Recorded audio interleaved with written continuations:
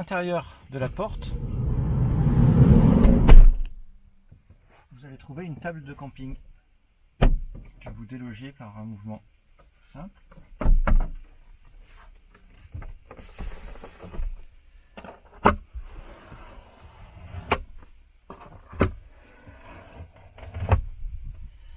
Pour replier les pieds, vous appuyez tout simplement sur la petite partie ici.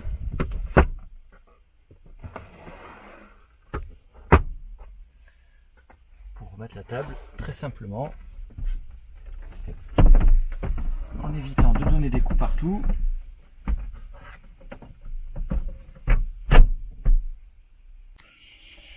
Passons à l'habitacle. Beaucoup d'éléments très modulables. Vous avez, pour commencer, une petite table que vous actionnez en poussant un levier et que vous faites glisser. Un pied et une rallonge.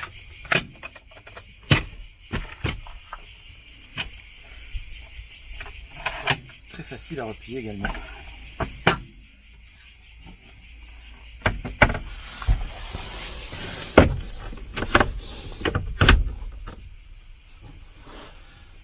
D'autres aménagements très pratiques. Un rangement pour mettre quelques vêtements, un petit peu de nourriture. Il y a une tringle, on peut mettre des cintres.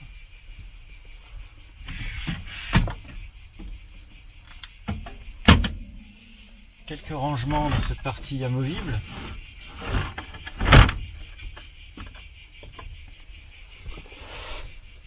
Des stores à manier avec précaution sur toutes les ouvertures pour passer en mode nuit.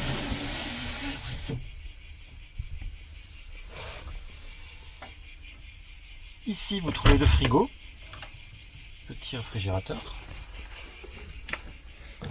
Je vous indiquerai un peu plus tard comment l'activer ou le désactiver. Ici nous avons un évier et sa bassine qui tire directement sur le réservoir de 30 litres.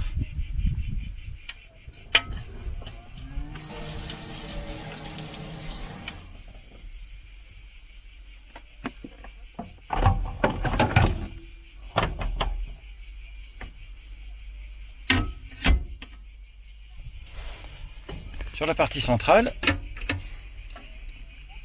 le gaz pour la cuisson. Évidemment, lorsqu'on utilise le gaz, on prend soin d'ouvrir la fenêtre. La fenêtre s'ouvre avec un petit pincement.